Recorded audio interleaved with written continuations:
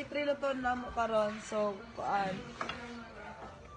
Tawag sa amo activity ra karon buntag kay extra challenge.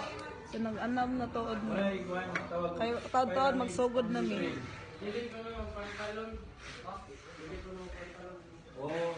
Nami karon sa eskwelahan mga tuyo.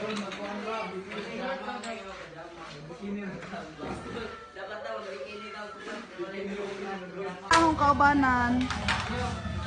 Hi ate. Hindi ka makitaan kayo na hello. Hello mga taga Matinaw. Hi! Na, mga kuha na sila, mga gwapa-gwapo. Hi ate. Gusto itong kwaon? Hello guys, good morning. Namin mga fans diri. Napapicture sila gikan sa ako.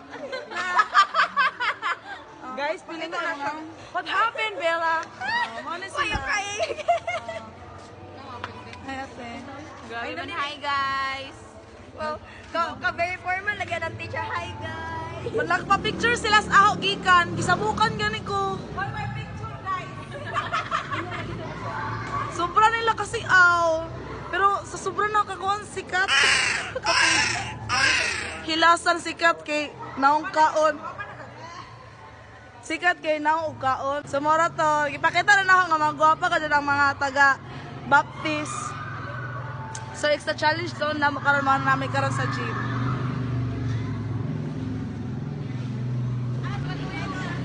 So mora to, bye-bye.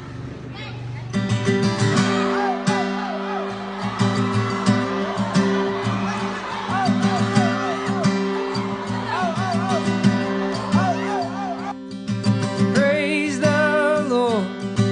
Blessed is the man who fears him and delights in his commandments. His children will be strong. Praise the Lord. An entire generation of the upright will be blessed with wealth and riches in his home.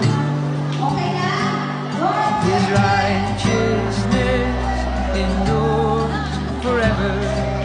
In darkness, a light shines.